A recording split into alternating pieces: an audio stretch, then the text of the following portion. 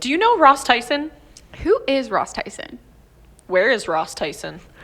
I'm right here. Honestly, same. Just hoping for the best. Honestly, same.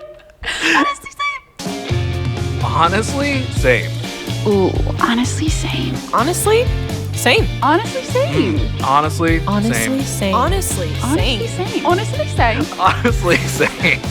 Honestly, same. Honestly, same. Well, hey guys, yeah, I'm here. Hello. So It's so nice to see you. Welcome to our podcast. yeah, this is now where we your guys' interview podcast You. that technically I will be on. So yeah, a little bit of a different episode for this one, where our topic is going to be one of us, and that one of us is this one of us Yes, right correct. here, which is me that I am pointing. One of us.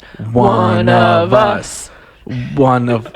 It's about me. You One guys are of gonna about get. me. You guys are gonna get to know me for the first time. Yeah, we The don't know first you. time ever. Yeah. No. So I mean, technically, you guys will be steering the ship, and I just get to kind of maybe play a little bit of the guest for this episode. So, I mean, I don't know. I'm just gonna sit back and just see what happens. So, where do we begin?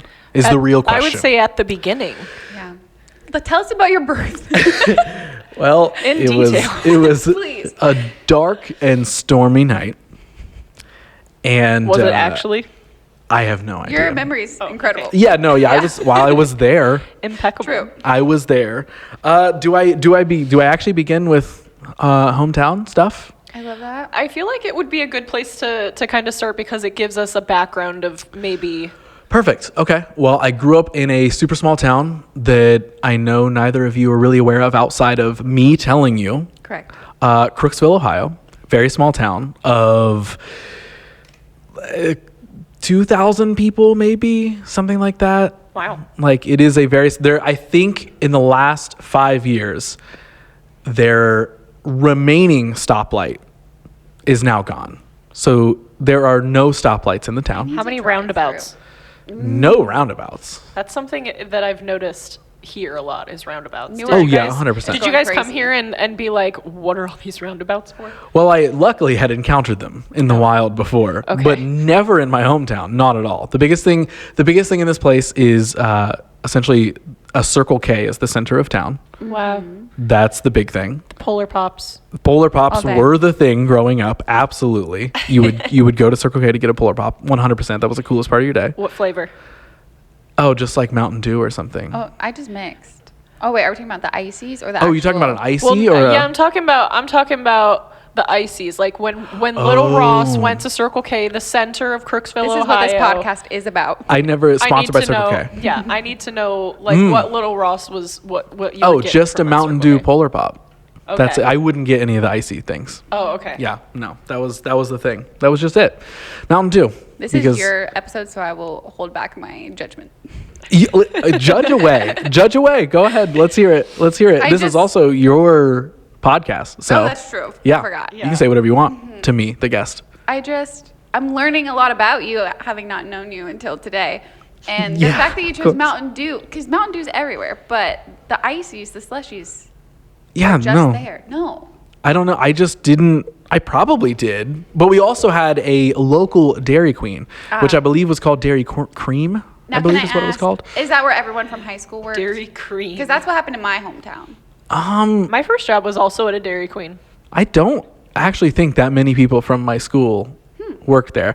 Come to think of it, I don't know who the people were that were at That was a part of the Dairy- simulation. Everybody- That was a part of the simulation. yeah. Everybody in the town knew each other except for the people that worked at the Dairy Cream. Yeah, Yes. they were just like, hey, I can go through the drive-through. I know I can go get a milkshake, which I loved to do. Okay, so you like milkshakes, but not Okay, freeze. okay. Is it freezies? Freezies? Reese's Ice Freezies? I don't know. Slush. Yeah, Reese's something like that. Pieces? Reese's Pieces. Yeah, no, I wasn't a big Freezy guy. I don't Okay, know. Maybe okay. when I was younger, but I don't really. I Gotcha. don't remember. I remember my birth, but I don't remember the details of the Freezies that I got. Yes. All right. Well, At now Circle now K. that we know about the snacks available in your immediate area, Thank you so much. Thank goodness we have established now that. we have a picture of Crooksville, Ohio. Now we understand. But yeah, super small town, not a lot to do. But I wasn't really aware that there wasn't a lot to do because that's all I knew. And Zanesville was the big city to me growing up. When Wow. we would take weekend trips to Zanesville. And because they had a mall, they had a Walmart, they had a movie theater, That's crazy. they had a Taco Bell. We didn't have a McDonald's. You didn't have a McDonald's? We You had had a Dairy Cream. We had a Dairy Cream, a Dollar General, a Subway, a Domino's, and then some like local restaurants. That checks out so much for small towns. Like, why do they end up with the same exact layout? That's just what it is. So far I've learned that Ross's life revolves a lot around what is available in the area to him, and he didn't have much that was available to him. So you can see you started venturing out very of course, young. exactly. Because you knew there was more out there. You knew there was a Taco Bell. More snacks, more fast food. Yeah, I said, hold on. I think there's a town nearby with much more restaurant options. And I think that that's the life that I deserve. That's absolutely what it was. Yeah. So now that we've Really. we got that done. The deep details God, yeah. here. You know, honestly, guys, trigger warning on this episode. Yeah, hey, guys, listen. Sorry, we're getting so deep so quickly. So let's talk a little bit about your home life. So Crooksville, Ohio, I know that, spoiler alert, that your parents were not together. So were you with both mom and dad, like... Yeah, how were you in divvied Crooksville? up? Yeah, they both, for the first half of my life, both of them lived in Crooksville. Okay. And which we've talked about on previous episodes, which may or may not be released before this one gets released. So I don't know, but I'll still explain it. Family was split. And due to the stepmom I had at that time, she made sure that our family was split. So there was basically a civil war that I was in the middle of. And what was her name? Tammy. Oh yeah, I think that's the code name. That's the code name. See, I told you I would tell you off the show, but I can't go You never revealing did. names. Or I could bleep it out. I could say it and my I could God, bleep say it out. Say yeah. it. No, that's a lot of editing. That's more work for you. So Oh yeah, look at then me, I I'm gotta like, go. the no, person I that don't does want the to have work. to edit Then that. then I do have to go in and I have to find where I said it. But yeah, Tammy. Tammy, the stepmom. Yeah, I was unfortunately in the middle of a civil war between my family because of her. So I had my family lived in the same town that everybody knew each other in, but would never interact, would always stay away from each other. And there was always this weird, when I would be dropped off at one parent's house, there was this. So they're like, strange, she's at Dairy Cream. I'm not going to Dairy Cream. essentially. Okay. Yeah, essentially that's what it was. I mean, literally they would see each other at the Dollar General. Yeah, because so why would you... Tammy? Tammy. There's a lot of questions we have for Tammy. You know what? She's going to have to come on here. Yeah, that would be best for sure. That would be so good for you. That would be great. Or you guys could interview her. I won't be in the gosh. episode. Okay, great. You guys can be like, hey, we just need to talk. I have some questions for Tammy, for yeah, sure. I have some questions for you. But yeah, family, they both lived in Crooksville. Eventually, my mom and that side of the family would move to Zanesville. So they eventually moved away. Moving up in the world Moving on up to the big city. to where they have a Walmart and a Taco Bell. Yes, within a easy mall. driving distance. But yeah, not a lot going on otherwise, other than just growing up in the turmoil of weird and split family. Okay. So, moving forward, high school. We've talked about high school. We have a whole episode on high school. An entire episode about high school. So why don't we start with elementary and middle then, since we got Okay. kind of a handle on high school. Okay, I'm gonna have to unlock some talk about memories. Which here. we'll go brush over it again have- so Yeah. that you can. Okay. I have a question. I don't know if you are going to be upset that I'm asking this question, but Okay. Ross is not your first name. So can we talk It's- about how we got to Ross? It's not my first name. Yeah. And What? I'm not upset that Okay, you asked that. great, And yay. Leah, you don't know this? There's no way I this feel hasn't really come up. deceived right now. There's no way this hasn't come up. There's two things that everybody finds out about my names. One, how to say my last name. Yes. And that your And- name is not your name. Two, that I go by my middle name. What's your first? Take a guess. Yeah, please. I feel think like- of something that Ross does not look like. Does not look like. Yeah. You don't think I look like my first name? No. Really? Do you? Probably. But that's also, I'm me, so I don't know. Yeah, that's fair. You're like, I'm pretty used to it, actually. Tyson. Tyson, Rob Tyson. Yeah. But my first name is spelled Tyson. Yeah, Yes, absolutely. yes. 100%. I knew it. Yep. Is that your final answer? I'm not good at this. I feel like if it doesn't look like what you think you would be, then Give me three. I think First so. three that come to your head. Go. I'm going to just choose really general names because that might give me better, like Matthew, No. Stephen. No. What's another common name that I feel like Larry. maybe it is? It's Larry. No, it's not. I actually knew somebody whose first name was Lawrence and went by their middle His name. name is Larold. Larold. Larold. Yeah, Larold Ross Tyson is my. So clearly is he's a full Larold. name. Yeah. My final Casey. guess would be maybe like Michael. Ooh, not it. Sorry. My first name is Thomas. Maybe I did. No, I didn't know that. Thomas Tyson. That's me. Thomas Tyson. That's a pretty cool name. Okay, to answer your question, Brittany. I know another Thomas that doesn't go by Thomas either. That goes by their middle name. See, I didn't choose that. That was a family choice, and I don't really know why. Because you weren't like a junior or anything. Is Oh, no, Thomas no. okay? So Thomas isn't even a family name. Ross is a family name. Ross was my grandma's side of the family, their original last name. Nice. Her name was Diana Ross. Fun fact. Wow. That was my grandma's original name. And that was my grandma. And that was my Diana grandma. Ross. And that was my grandma. Was Diana Ross. Yes, indeed. True. That's a literal factual statement. So yeah, can't take that away from me.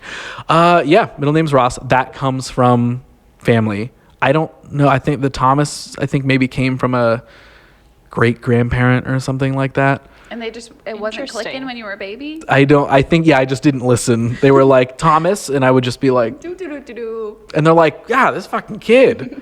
And then I guess they started saying Ross, and then I would look. Ah. Yeah, that's the It story. just stuck. Well, maybe when you're a kid and your parents go, like my middle name is Marie, so they go Leah Marie, and as soon as you hear that middle name, you kind of do perk up a little course. bit. So maybe that's what it was. What's yours? My middle name, Elaine. What's my first name? What's your first your name? first Mine? name? Brittany Elaine, Brittany Elaine, Leah yeah. Marie, and Thomas Ross. And That Thomas sounds Ross. way cooler to introduce this show as. Yes. I think that's I feel what we like could just do. like a kind of Your a name is basic Thomas bitch. Tyson. That's a pretty cool name. Is it cool? That's pretty cool. Yeah. I like Is it that. cool? Yeah, that is pretty That's cool. that's a double T. Double T in the morning. Yeah. Remember that? Yeah, No. that's Actually. Fairly Odd Parents. Timmy Turner. Timmy Turner. I know Come on. Fairly Odd Parents and I know Timmy Turner, but I don't remember Timmy Turner the is a double T. Oh my God! It's a double Actually, T. speaking of Fairly Odd Parents, we're trailing off so far. We're never going to get through this entire story. But I just realized you guys are Cosmo and Wanda, We are Cosmo and Yeah. Wanda. and I'm Double T in the morning. I'm Timmy Turner. Oh my OMG. God, this is incredible. Okay, yeah. So big reveal. There it is. Wow, my life has changed forever. Now you know. Now you know me. There's like one friend that only refers to me as Tommy after he found out that my Wow. first name is Thomas. So there's one person every time, literally. He just goes, Tommy. He commits. He goes, "Hey, Tommy," and I'm like, "I actually love this. This is fine. I accept that." I love that. Yeah. I want to change my name all the time. I think Really? everybody I have, like, 10 does. names, yeah. You know when you were like a kid and you got to go into Spanish or like French or whatever class and you got to like pick your Oh, name? I know both. I took Spanish and French. My Spanish name was Luna. Whoa! Ooh, My okay. French name was Valentina. What? Those are dope What names. were yours? I don't remember at all. I don't think I was had- paying attention enough in those classes to. That's why I was in the classes, so I could change my name. I only got to Mi llamo S, and then I was like, I don't know. I chose Cosette in French because Beautiful. that's literally like a character from Les Miserables, and I'm a big nerd. And then I think I was Odette also at one point, which was the Princess Swan. I don't know how you guys remembered those. Well, because I chose them for those reasons. Yeah, I'm not kidding. Like, that's the only, I mean, I had to take a language class, but like that was the reason for my being alive, being like aware. And because I'm a new person now, I have a new name. That's true. So of course I remembered it. That is true. Yeah, I don't you remember. get to just choose whichever name you want. I mean, technically, when you go in places like to like, Starbies. yeah, you could say. I mean, I any really of us could. could actually. They don't check ID. We could say whatever we want. Yeah, Yeah. we could just start saying whatever we want, even on a podcast like this one. Yeah. We just name ourselves whatever. Yeah. Well, We've yeah. already had like 15 names per That's person true. today. That's true. Yeah, so you're- just to circle back around, so people are clear, we've said a lot of names. I am. Well, I mean, you could call me Thomas if you want. Middle name. That's the reveal. It's Ross. Yeah. That's it. Wow. That is it. I'm so sorry glad you didn't that know you were The happy to answer that. TRT. TRT. That's me. That is me. Wow. TRT. What else you want to know? Okay. Well, Well, now Keep I have a lot interrogating of now. Now I feel like I don't know you at all. So Which is perfect for the we theme were of in this elementary episode. school. We're in elementary school. Oh yeah, we were gonna dive into. Yeah, I gotta unlock some memories there. Who's your best friend? Yeah, your best friend. And I want to know about your first crush that you remember. Oh, yeah. I do remember her absolutely. You know what? I had a bunch of different best friends at different points in time. I feel like my first one, his name was Trail. Okay. From Neverending Story. I do remember that. Very cool. Wow. That was where it came from. I do remember that. Yeah, I don't really remember much else about our friendship outside of, I do have one distinct memory. I stayed at his house, and because I was such a good little child, we were watching Leprechaun. And I can't remember. I think it's like Leprechaun the where he scary goes movie. to Las Vegas. Love it. And there's a scene in that where a woman ends up topless. Her boobies are out. Wow. As a good child, even though I loved horror movies, I said, I can't watch these boobs. I've got to get under this blanket right And now. I remember like distracting myself, and he was like, look. And I remember this is one of my favorite things. His mom was on the couch asleep behind us. And you're like sitting on the floor. She woke up during this commotion Oh, God. to see me being a good child and avoiding the boobs. And then she later told my mom that I was a good kid. For avoiding the boobs. And my mom's like, good job for avoiding the boobs. So Wow. that's a fun story. Do you still avoid the boobs? As much Is as the possible. real question. As much as as possible. Just disgusted by them. After that day, I was like, boobs? Not for me. no. Absolutely not. So Ross is an ass man. Clearly. Heard.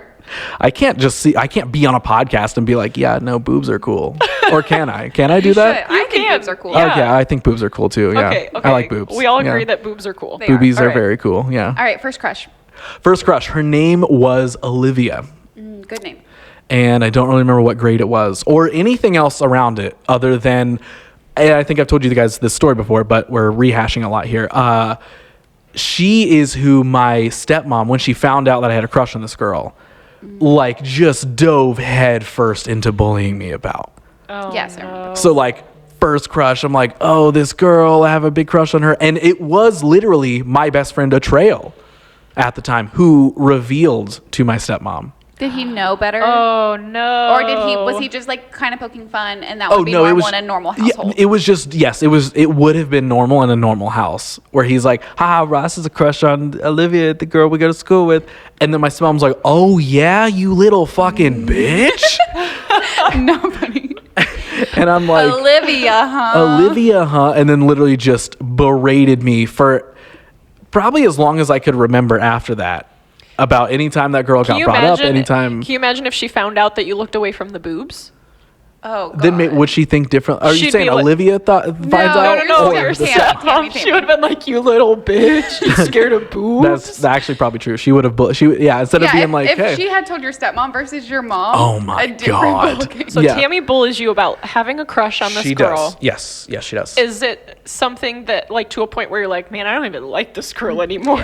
I think it definitely, I mean, as a kid, I wasn't like, oh my gosh, I'm gonna go ask this girl out or anything. I was just like, oh yeah, I don't know. Like I have a crush on her. Like I don't know what to do. And then yes, the fact that my stepmom is like super making fun of me for it. I'm like, oh yeah, I don't want anything to do with this. Yeah. Then. Like, actually, I, this is super uncomfortable. Never mind, girls are bad. turns out you just made this super uncomfortable. So I guess I'm just gonna keep all the secrets from you moving forward. Oh my Healthy. gosh. And so yeah, that was my dynamic with nearly anything until she left when I was like 12 or 13.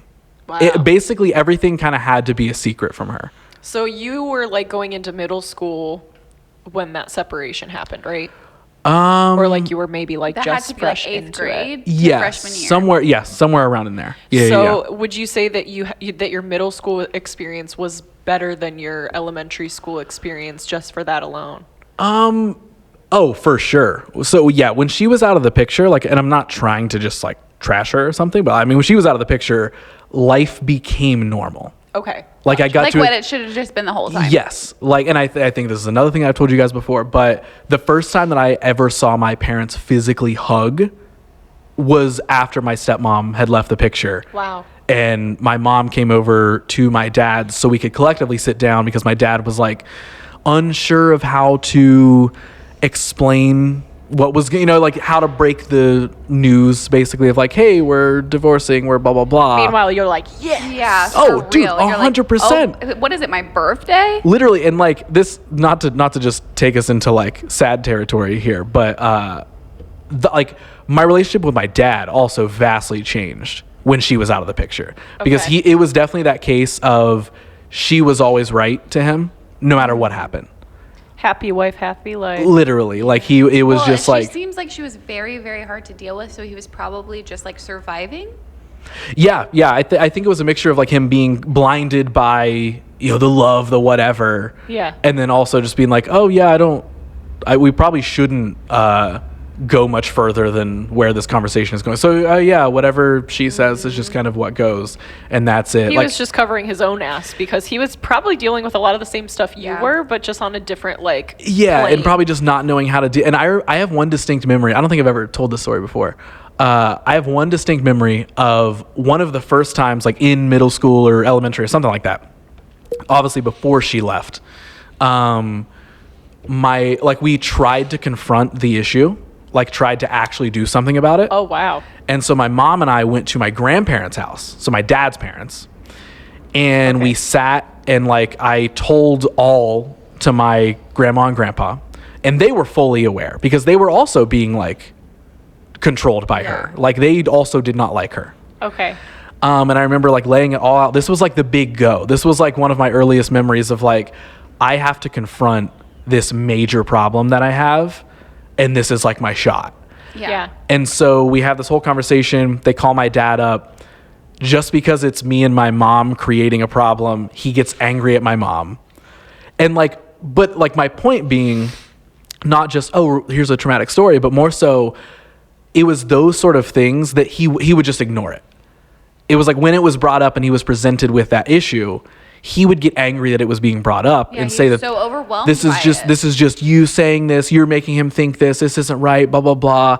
And like, I remember like my grandpa actually being like, no, like this is an actual issue and you need to listen to your son. Unfortunately, at that point in time, he did not listen to me, and it took them having enough of their own problems for her to eventually leave. But that literally was my dynamic growing up. So like, I can't sit and be like, oh, I had such a bad childhood, or like I was blah, blah, blah. But like looking back on it, I can identify like I was mentally and emotionally abused for sure by this person, because anything I did, I was terrified of. Yeah. I was terrified of her finding out if I got a B on a paper. I was terrified of her finding out if I hung out with a friend at my mom's house that she didn't want me to hang out with anytime. Just so we're clear, that is about childhood. Like you probably had good moments in your childhood. Right, yeah. But that Like on maybe a kid's you weren't nervous getting system, maybe you weren't getting like the shit kicked out of you or anything, but like the things that Yeah. happen to us mentally and emotionally can be very scarring. Right. I mean, obviously you weren't in like immediate danger, Mm-hmm. but that doesn't mean that you should look at it as necessarily like normal or like it's justification for the fact that like you went through some shit. Right. Yeah. And that's always like the kind of mental like battle that I go back and forth. I'm like, should you really complain about these things? Like, cause it's not like people had it worse. Like I'm always the like, well, somebody had it worse. And I'm like, well, yeah, but mine like still sucked though. yeah, Like well, I was, especially when you're a kid, Yeah. you don't care what anyone else is going through. You just know what you're yeah, going through. no. And I mean, I was literally like, anytime I was going to my dad's house, terrified, literally terrified. So like I lived my life, I would say in 80% fear Yeah, at all that's times. Not a good childhood, Ross. until she eventually left. So like everything around that, like, yeah, like you said, Leah, like of course there were good moments, and of course there were good moments with her, and like there were like, totally like fine things, but it was riddled with like, oh yeah, this can go south at any moment. You're Right. gonna be like grounded for looking at somebody the wrong way, and I was sort of just like a pawn in her game of like trying to essentially overthrow my mom.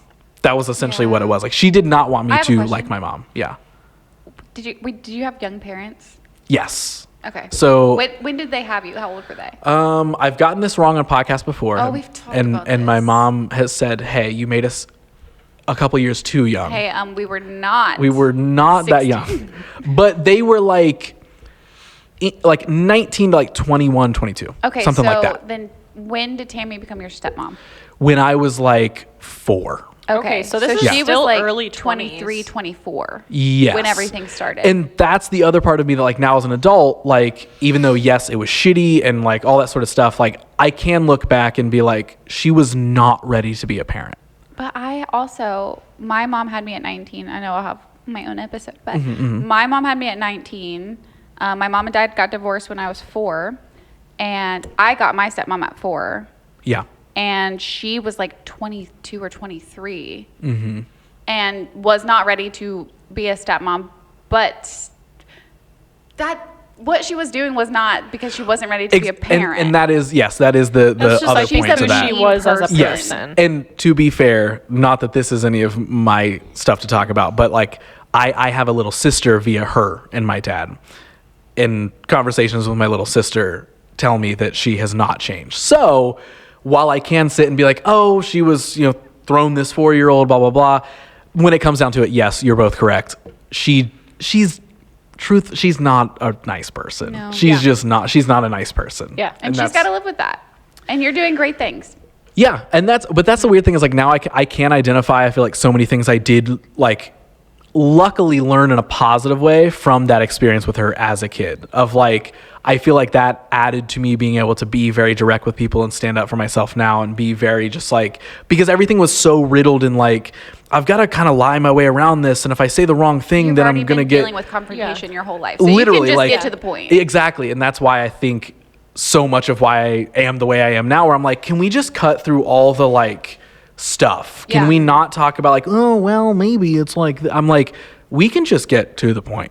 Because I think so much of my childhood was built around people not getting to the point. And not wanting to deal with the problem at hand. Exactly. Like the major problem, it was just kind of avoided Beating until it around couldn't the be. bush constantly. And I do think that sort of built me up to now be like, dude, can we just, no, let's just make a decision. Let's just decide, is this going to work or is it not? Do we want to do this? Do we not want to do this? Yeah. And obviously sometimes things take time. You got to like plot and, whatever. But I can identify a lot of things from her and from childhood that I'm like, oh yeah, that's probably why. Like another thing I think we've talked about before is even though I can be the most sarcastic person in the room and I love joking and love doing a bunch of stupid stuff, I can't take jokes very well because they hurt.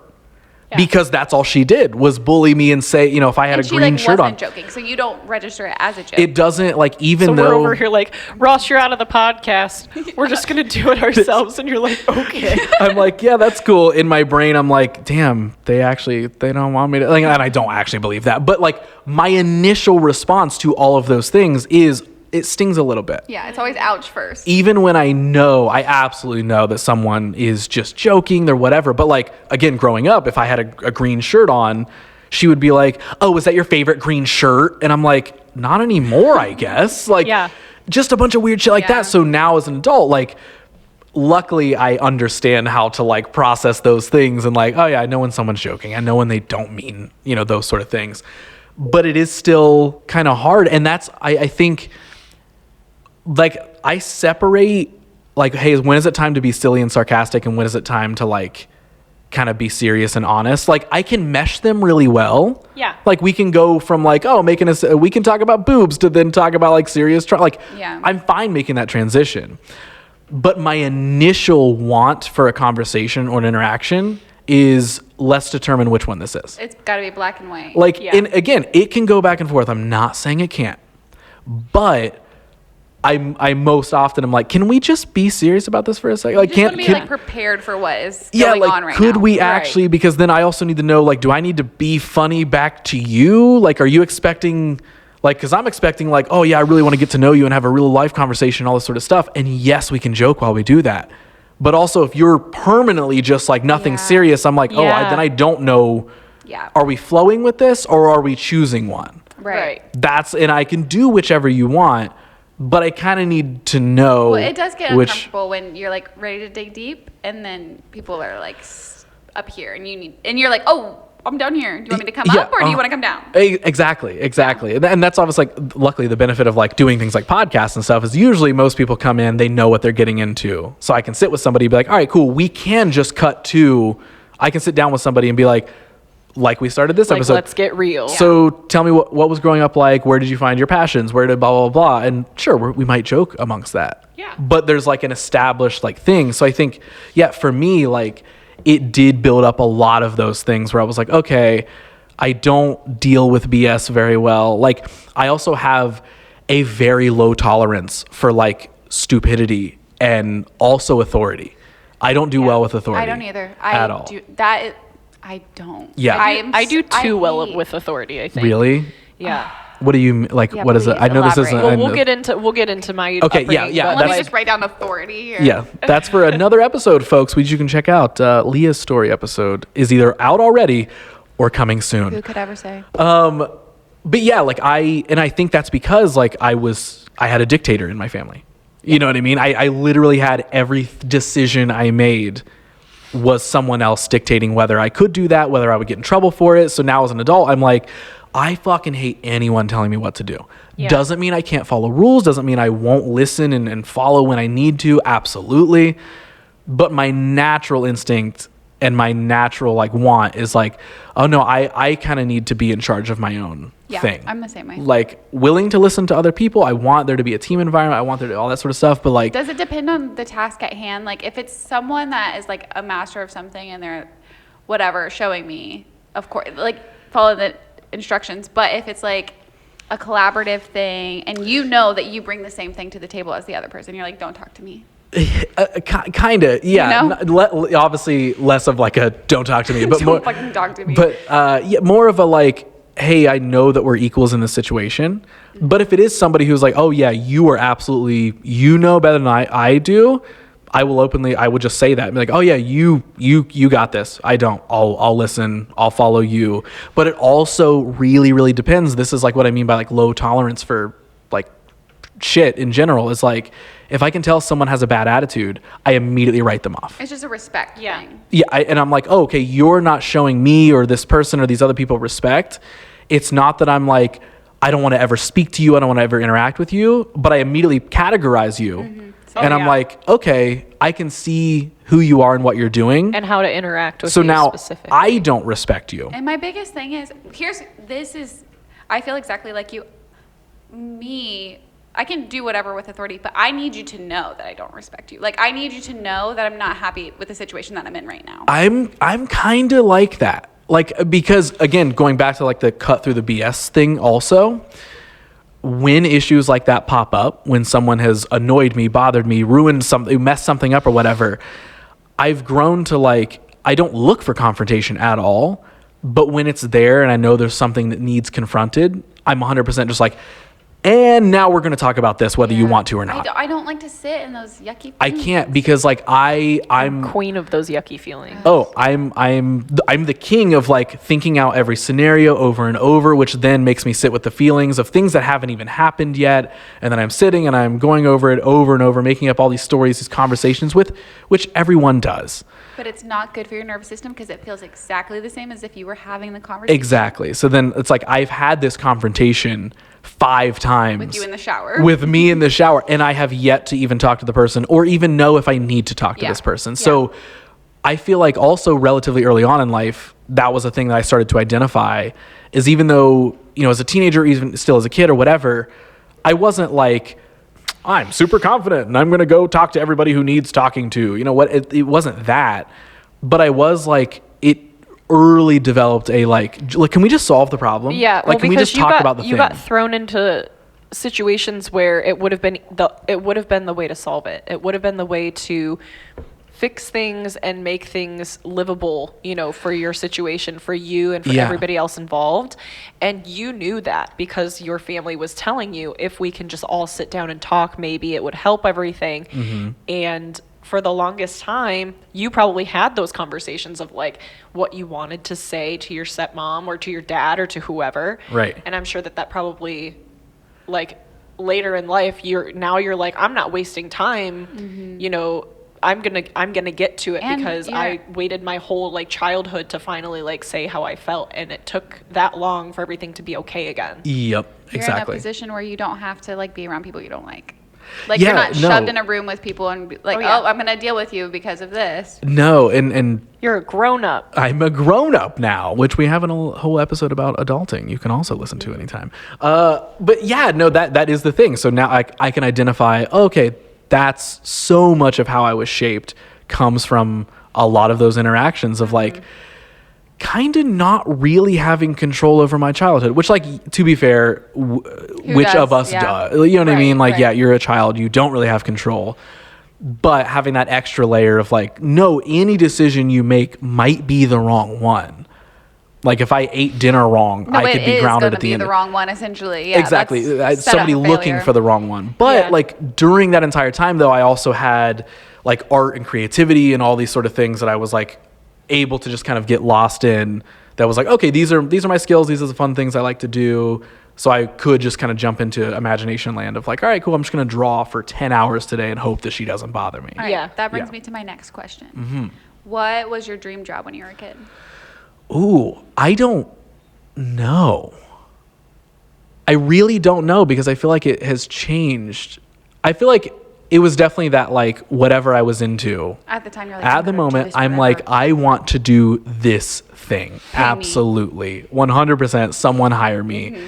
But I don't know if I ever, and I feel like I'm still kind of that way. I was gonna say, I feel like Yeah. that's carried into your adult life because that's you, why I asked, because I'm like, because you haven't landed on anything specific, really. No, and you're kind of yeah. a jack of all trades. You do a lot of things depending on like, okay, this is what I'm thinking about right here in this moment. I want to do this so much, and that's what you do Yeah. so much, and it's so like interesting to see, like, you know, how it'll be like 1 a.m. and we'll get a text from you and you're like, I just did X, Y, and Z for the here's podcast 17 and videos and 9 GIFs. and Yeah. I'm like, oh, thanks. Like I've eaten a whole bag of chips. yeah. Yes. So I feel like you're very much like when you're like in like the honestly same zone, you're like, all right, I got like things I need to do for this. And this is like, I'm going to get all of them done. And maybe you're like not working on anything else, you know, from other podcasts or any other projects that you have. But like maybe when it's finished, then you get that feeling of accomplishment. You did the thing, and then you're like, all right, What's what my else? next job? Yeah, like what's the next thing? Right. And I don't know, as a kid, I don't know if I was consciously making like those choices, but because as a kid, you are just like, whatever my imagination takes me today, that's what I'm doing. But I would always lean so heavily into those in any way. Like I would play a video game, and like if I wanted to be like a motocross racer that month, Yes. I was playing like a motocross game, and I would like, That is your job. that is That's my your full-time like job I'm, right now. I'm customizing like the jerseys and the bikes. I literally would like have notebooks where I would like write down like my sponsorships and my like any game that I was playing, a skateboarding game. I was like, this is me, this is my story, this is my deck, this is my all this Yeah. sort of stuff. Like I've always, whatever that is, I've always had that. Like now I could identify it as like, oh, like a marketing brain or a branding brain. It's not really what it is when you're a kid, but I would lean so heavily into it. Yeah. Way heavier than most of the people around me. Yeah. And like I remember my first business venture happened in 3rd grade Okay. because and I'm sure my memory is probably a little hazy and it's going to sound way more structured than what it was, but I remember getting a group of friends together and we all just got the idea that we should make a comic book. And so 2 of us could draw really well. And then someone else was like the stapler. Someone else literally, their job was like to take the papers that we drew. You had to include them. And they were like, I will staple the them editor. and put The them editor, together. yeah. And then another person, their parents had a laminator at home. And at the time we were like, holy shit. So they would take the front and back covers. This is like a They would magical story. They would take them home and laminate them. And then like the next day at school, after we did the whole process, they would bring them back and we would have like a 2 comics or something. And other kids were like, this is amazing. And then they would buy them. Holy crap. And it's so fun that I remember at that point in time, we got a rule made for the school that like, they were like, hey, just so everybody knows, students cannot be making things and selling them to other students. Oh, why so then not? they don't have lunch money and they don't like, but we would end up, and like, we even would like divvy up the money we made. Like, If anyone out there from Crooksville has one of these oh dude, comic that would books, be, I would love. we will buy it back. $3 cash. I remember our brand name was Scar Comics because it was the first initial of all of our names. And that's the word that we made it you into. mean scat? Scat? Because your name's Thomas. Oh, wow. Yeah. You got me there. You got me there. But they didn't know that at that point in time. I was Ross. Damn. It was just Baby Ross. All right. But yeah, so that was it. So like even early on, I think all the things we're talking about of like, oh, the gears are turning and we're doing business things sort of, but they're not really business things, but we're like going so deep into creativity that we're just making something of all of it. That was like permanently what I did all the time. I want to start digging deep more into like the emotional side of young Ross. So let's talk about your first girlfriend. When was my first girlfriend? There were so many. No. and how many at once? No. When was my first? I literally don't think I actually had. No, you know what? My first girlfriend I was forced into via her friends. As we Okay, so usually this was are. this was the you didn't talk the whole day. Absolutely. And, It was and just it like was just you avoid each other. this was Okay, like I so don't count young those. that that's what I'm saying. It's like so young that it doesn't actually count. That's like right. Are we hey, doing first real relationship? Yeah, is this like first? Because then we're fast forwarding. Like the first girl that you actually were like you kissed her and you actually like interacted with her. I want like an the first like you were like, I love you. We're gonna be together forever. Yeah. Like do I say her name or do I just tell the story? you can just tell the story if you want. I mean, you can whatever say you the name if that that's that wasn't until high school. okay. Oh, Like okay. first real relationship that was like, oh, this is the girl. Holy shit, this is incredible. We're gonna be together forever. How did we meet so young? We're so lucky that we have the Incredible. rest of our lives. But that's 7 billion also- people on the planet, and but you're the one for me. That's the Crooksville mindset, though. That's yeah. the small town mindset. Is like, well, yeah, there's more to the world, but like, you're my world now, and we're here. I literally, this is wild to think about, and I'm jumping around the timeline here, but her and I, like, I remember at one point in time, like, went and looked at houses to buy in Crooksville. wow. and, like- At what age? Like how old were you? If you Oh, 19, 20. Oh wow. Okay. Yeah, but that was the thing. Like, and my dad was like, you should do this. So did you date her for a couple years? Yes. So she is actually my longest relationship that I've ever been in, still to this day. Wow. Dated her for a little over 3 years. I think like 3.5 years or something like that. So Damn. that was tail end of high school into like early adulthood. I was in that relationship. But if you think about adulthood now, like I moved in with Nick after like a year. So you know what I Yeah, mean? Like yeah, when right. you think about like if you had been together for 3 years and you Looking were at like houses is at the not, age, like- yeah, Which like, I guess is, if I yeah. didn't know how young you were, then I wouldn't have been like, wait, why would you be like thinking about that Right, at such a right. young So looking age? at houses in Crooksville. That- That's yeah, the problem. that's my problem. Is I'm like, Yeah. what were you? Because I was trying to start figuring out like creative work and all that sort of stuff at that point in time. But I was just like, this is what you do. You are in love, and then you get a house, and then we should probably have a kid at some point soon. And then like I just whatever Yeah, like, happens this happens. is- like yeah, like this is life now. that was essentially the idea. So Yeah. where did it go wrong? We were both learning how to become adults together, but needed to do that separately.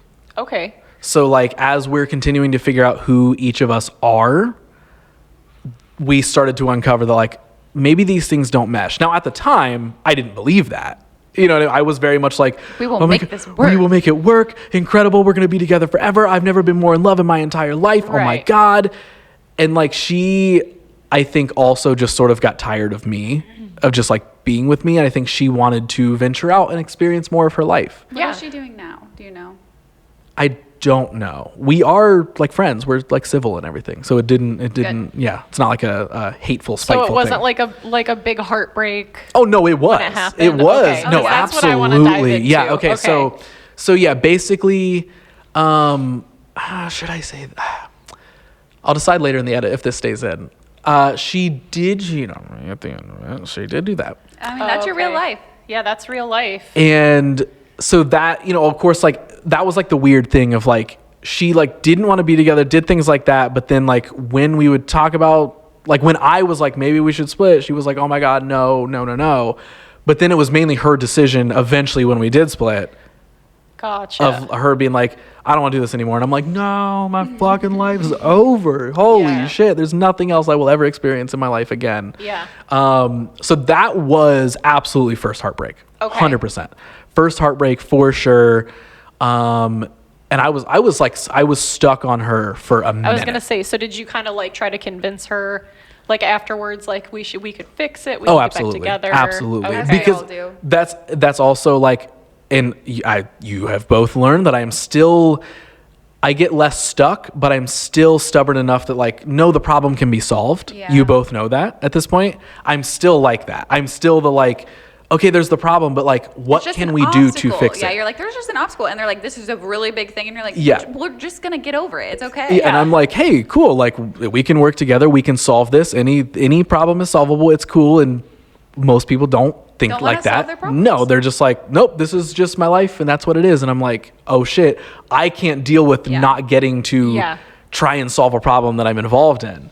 So yeah, she 100% at the end of it definitely turned into like her being like, I don't fucking want this. Get out of here. And I'm like, oh my God, I'm a sad little heartbroken boy Yeah. who doesn't know what to do. And yeah, I was stuck on her for legitimately like over a year, if not longer. Okay. Like for sure. They say that it's what, half of the length of your relationship is how long it takes you to get over it. Oh, I've never heard that before. Something like well, that. then, yeah, that checks out. That I it get, takes yeah. that long. Yeah, that would check out then. But yeah, that was, because again, I also didn't know how to really like feel my emotions at that point in time, communicate what I was really thinking, which again, as we're growing up, we all learn, should. It's not even about learning. It's just about where our brain is when we're that young. Yeah. Oh gosh, yeah. So how old were you when you guys split? 20, I want to say like 22, probably. Oh wow, okay. Yeah. Yeah, you guys were together for a really long time. Yeah, I mean, literally, like our early years of like, oh, we are becoming adults, and we're starting to identify like, what do we want in the world? What do we like? And even though we were in the bubble of our hometown, there still was like things venturing out that were like, oh, maybe it's this. Because like also at that point in time, like fresh out of high school, like I started like the clothing line. I started doing like music promotional things. Like I was venturing into those things, just not really with a plan necessarily. Yeah. Yeah. But my plan at that point in time, more than anything, was I will be with this girl forever. Yeah, yeah. Yeah. Your life revolved around it. Oh, 100%. Yeah. So then, And when that was gone, it was like, this is all I've known for the last like 3 years. What And there do was I like, do? it was Who am I comfortable. on It my was own? exactly. It was like, who am I without like this person? Even though like I didn't know, like I was forming an identity without being able to consciously identify that I was forming an identity. Mm-hmm. I was just like, oh, I do creative stuff because I want to, and I want to be cool. Yeah. But oh my gosh, this girl doesn't think I'm cool anymore. So like, what's it worth? Yeah. Okay. Yeah. So none of this stuff is cool. Exactly. Like, yeah. That was definitely the thing. So yeah, broke up. Probably around like 22 or something like that. Yeah. Okay, gotcha. So I mean, that's still like relatively like adult compared to like, I feel like if I was like, oh, my first boyfriend, I was 13, you know, like, Right. Mm-hmm. But I feel like that's like, yeah, you're an adult in that situation. And especially I think when it comes to like high school sweetheart kind of situations, when you make it past like the graduation, I feel like at that point you're like, oh, we can do anything. And so Yeah. it was Right, probably right. hard to be like, but we've done all these things, we've grown up together, and now suddenly it's like you were both growing up, but maybe not like growing up together. It was like you kind of grew separate. Yeah. Yeah. There was definitely like, it was obvious that there were separate lives being formed that wouldn't really mesh well together. Yeah. Gotcha. Like that, like not that they were like vastly different, but it definitely was like, oh, I'm doing a little bit more of this and you're kind of going over here. And it was sort of just like, oh, well, we've been together for this long. Like if that's what we are now. Like we are together. Yeah, we're just together. Like, yeah.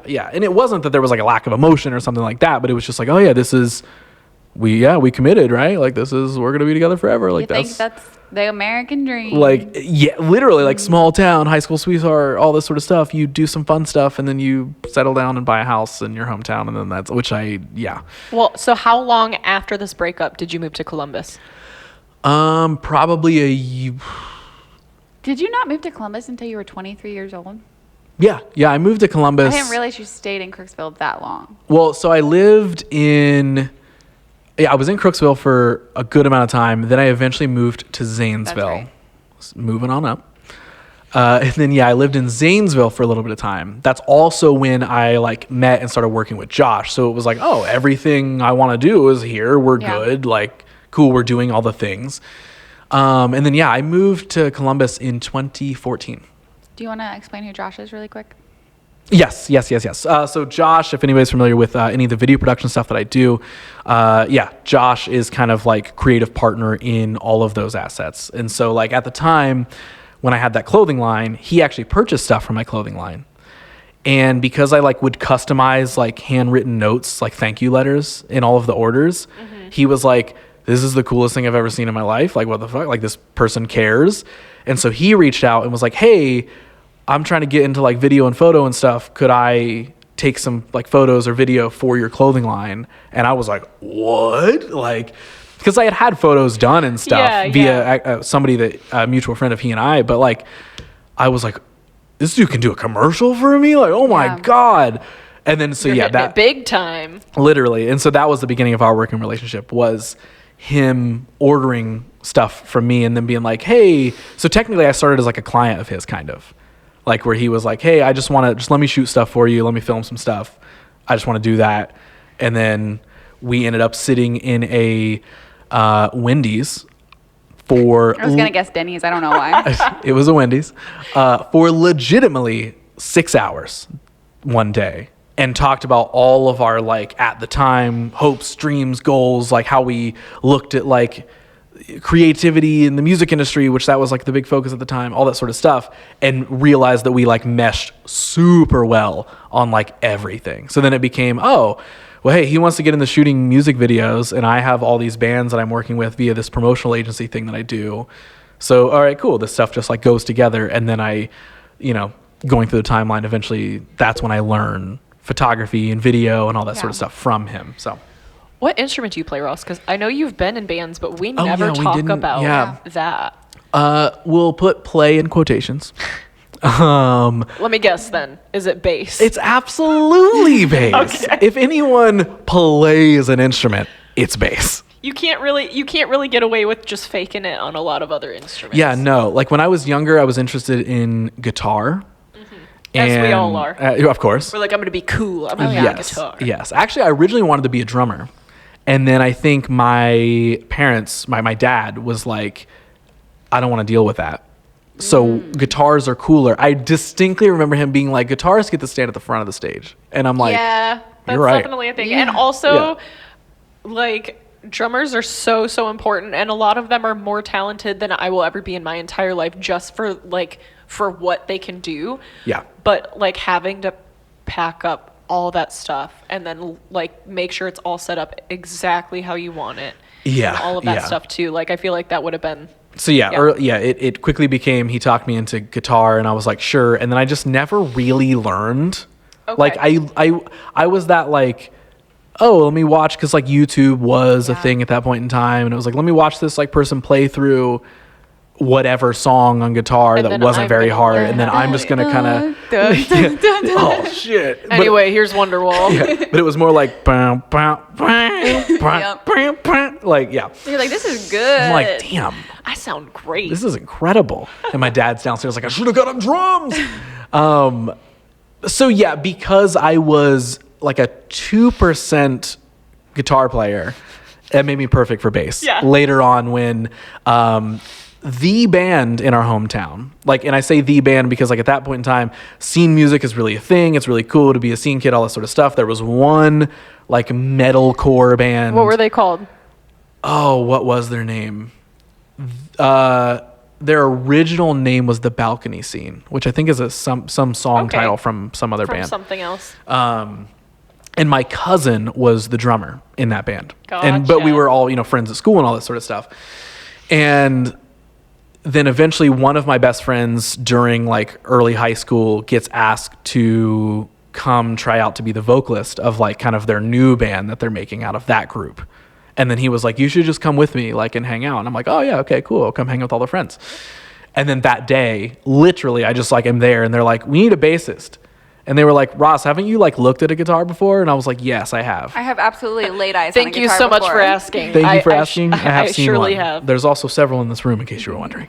And then they were like, you should play bass. And I was like, I think I could do that, especially when it's scene music and all I have to do is boo-doo-doo, boo-doo-doo, boop, boo, boo, boop, boo boo doo boo. I can do that. I can do that all day. All right. One okay, string, well, good. one big string, Death Good, Notes, we're good. We love that for you. So yeah, it was bass, and then eventually later vocalist.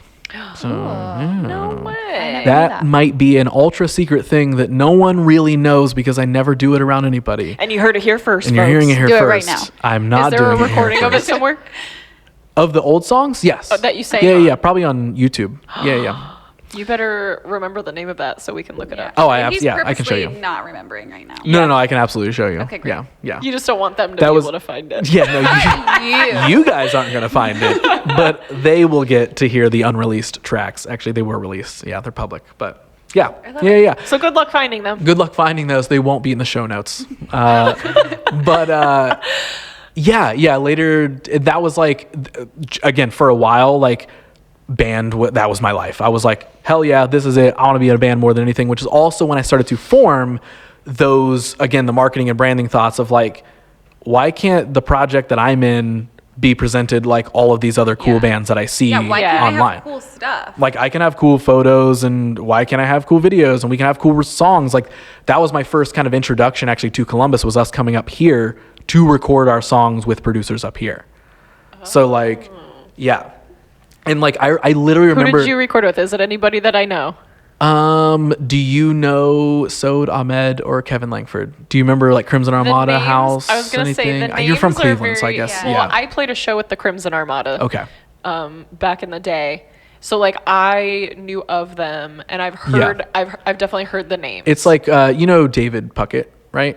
Again, a name that I know, Okay, but okay. a person who I don't believe I've met. Okay. Well, they like all lived in a house same house together, together. and so that Okay. was like we were going up there. That's where I met all of those people. Yeah, Like it was just okay. like I was like scene kid in not that great metalcore band coming up for them to rewrite all of our songs and make them decent for the time. And make them sound like what everybody else And was doing. what's sort wild of. is like they did though. Yeah. Like they Oh, literally gosh, like yeah. I somehow was in a band right at the beginning of not only social media like really being a thing, where it was like MySpace was a thing and it was about to be ending, and now it was like Facebook and all that sort of stuff. Mm-hmm.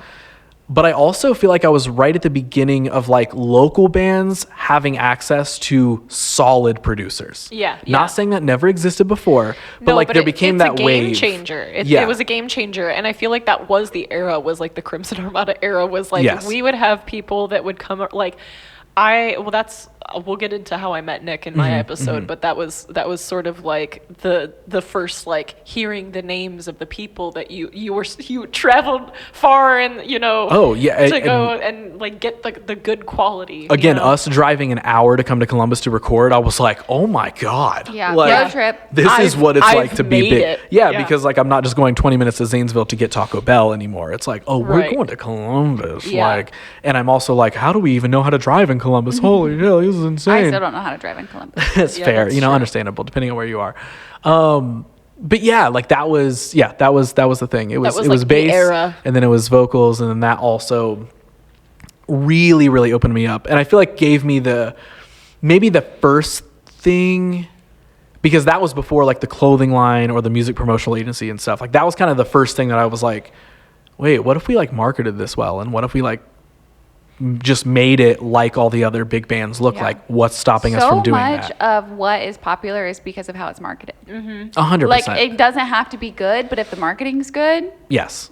And back then, good marketing mattered even more, because now someone can just make a TikTok of them like farting with their song in the background and it's huge. viral. Yeah. But back then it was like, oh, you have good recordings, then you must take this seriously. Yeah. That's crazy. You know, like, and like you have good recordings and you have clothing. You all like it was like you had a brand. yes. Definitely And, like and that point of time. what's funny is when I think back to the band thing, it feels like years of my life. Oh gosh, yeah. It was one summer.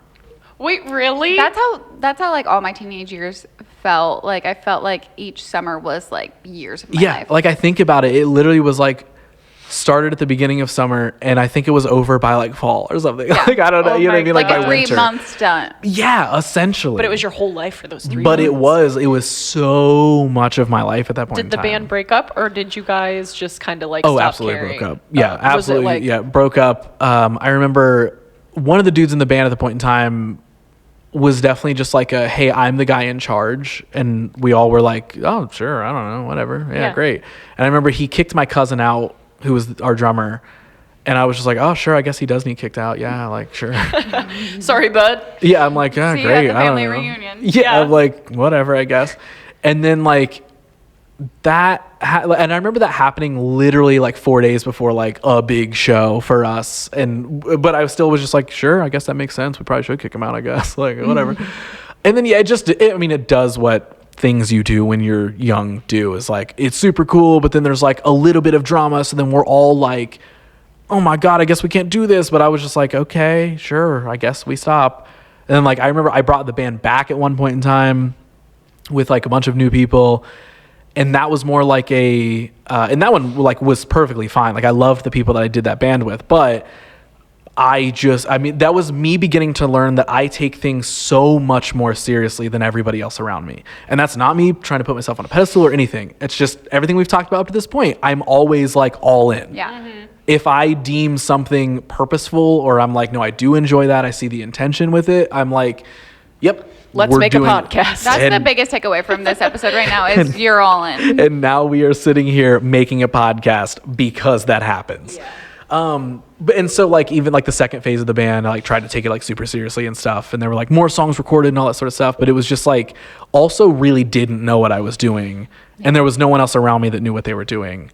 No, so it was kind of like how in one of our other episodes we talked about how we all thought like our parents knew everything, and we think that like all these bands like know everything and like know like they figured it all like, out. And the thing is, it's just like you figure it out as you go, no matter what, and that's every industry. But in bands, like you would look at certain people and you'd be like, oh, they like have their shit together and they know exactly like what works and what doesn't. And if there is anyone on planet Earth who has realized, and I will go on record saying this, how stupid bands are, you're looking at them. Because I just spent a decade navigating those things. And listen, musicians, I love you guys. You're all talented. You're great. You can do a bunch of cool stuff. You picked a creative endeavor for a reason. But so you can just get up there and have fun. Have the fun, do your thing. But to your point, I learned real quick that nobody knows what they're doing. No. And I was like, it's not that I know what we're doing, but why am I? Want to know. But I want to know, and you're just sort of like, fuck. And I'm like, all right, cool. Yeah. So yeah, band thing. It was essentially a summer all together, maybe like 6 months of my life between the two different versions of the band. So that was that. And how old were you? Anywhere from like 17 to 19. Somewhere in that time frame, as I feel like when all of that happened. It was like so end like of high school. Okay, I was gonna say like end of high school. Yeah, okay. I remember the summer after we had the band, when I went back to school, I was like, holy shit, I'm fucking cool. Yeah, like I'm because sure like you've heard of me. So many of the kids from school would like come to our shows in the summer, and I was like, oh yeah, did you buy our CD, our demo CD with those 2 songs we have? You sure did. And I'm walking around with my scene, like my best scene outfits on, and there's like me and the 3 other kids in the school who dress like that. Yeah. And everyone's like, why are your pants so tight? And I'm like, because. Why aren't yours? It's my image. So. Ever heard of it? Yeah. Fashion. Yeah, it's my image for the label. So they'll be calling soon. Sorry, my label is making me wear this. I know, it's so embarrassing. What's funny though is like no photos, please. That's not. I showed you the other night my scene photos. Oh gosh, yeah. Yeah, I don't know if have you seen them, Brittany? Okay, I'll show you after. Can those be included in the? I don't know if I can attach photos. We can post them on social though. We can post them on @honestly_same_pod if you want to see these scene photos of me. And I'm sure you do. That's where they can be. I wish I had better photos of seeing me. Yeah, I do too. I hated myself too much. Well, I was like, get that camera away from me. I was a scene kid during like senior photos, so I was like, these are basically me getting band promos. This is sick. Oh yeah, you're like, this is 2 birds, 1 stone. Okay. Yeah, I'm like deep V, freaking tight pants, straight hair. Let's go. Absolutely. I love it. You got tattooed at the Zanesville Mall. I did. My very first tattoo, I immediately was like, I need to be as cool as possible. Entire chest piece. Let's go. Oh, yeah. All in. Surprise, surprise. All in. I was like, yep, let's go. I need to look as cool as The possible. band life chose you. It did.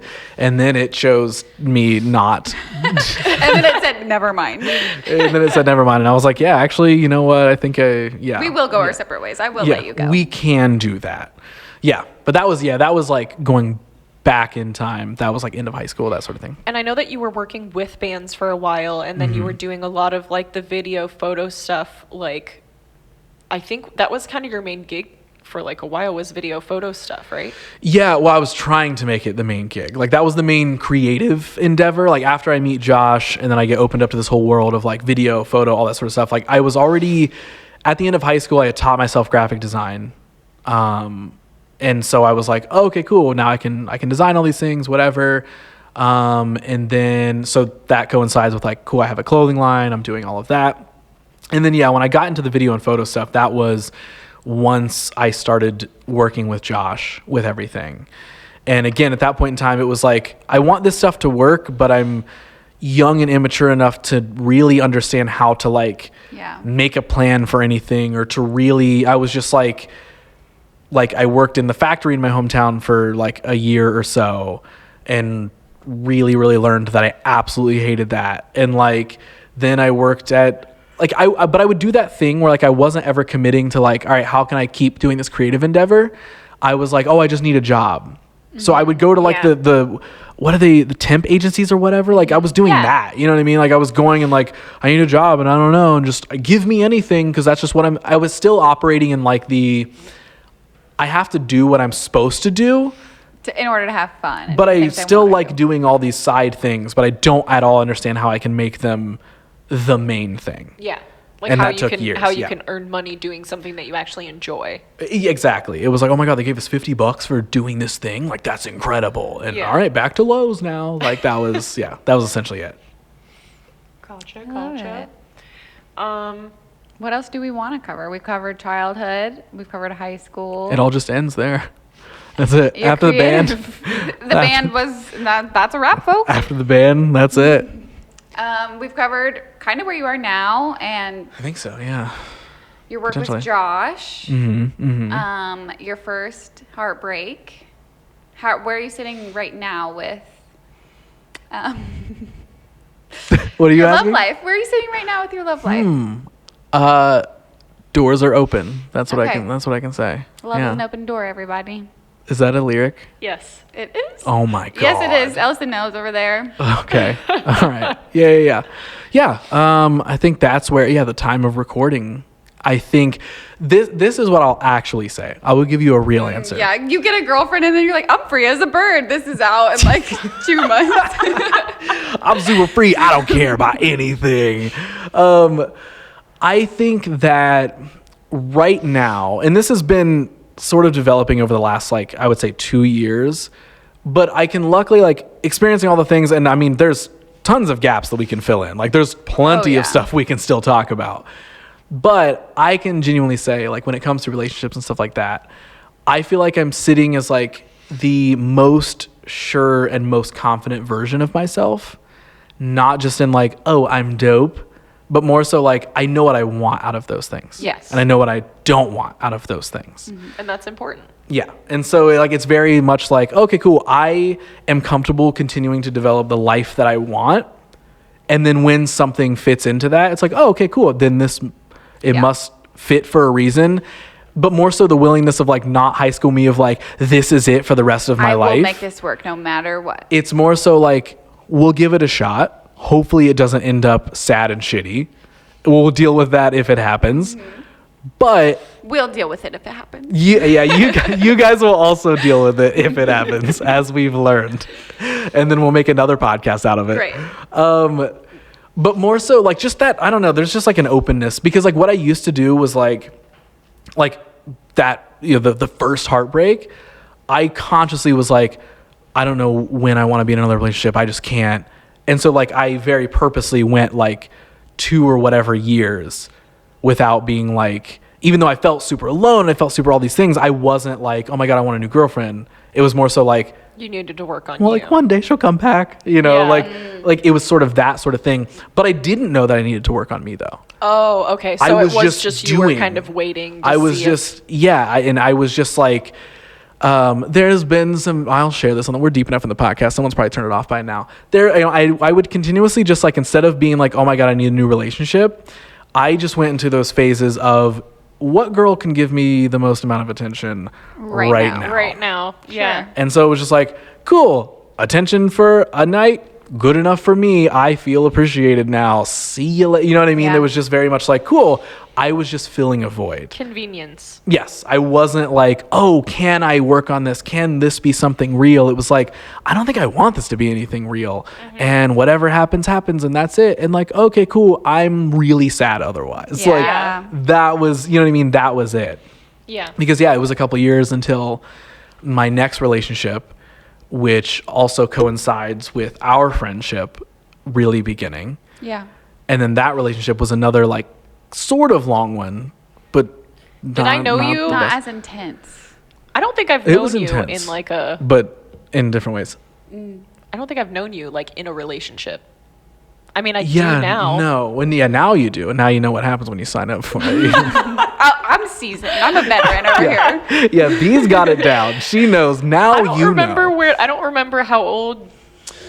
I we feel like were it was when after we met. Yeah, I feel like it was after that other like big relationship of mine. Okay. I feel like I met you and we became friends after that. Okay. Yeah. Because the funny thing is, like, up until this podcast and like what came before it, I was like, I remember Ross talking about having met someone, and I'm like, you never talk about girls. I've never talked to you about this thing.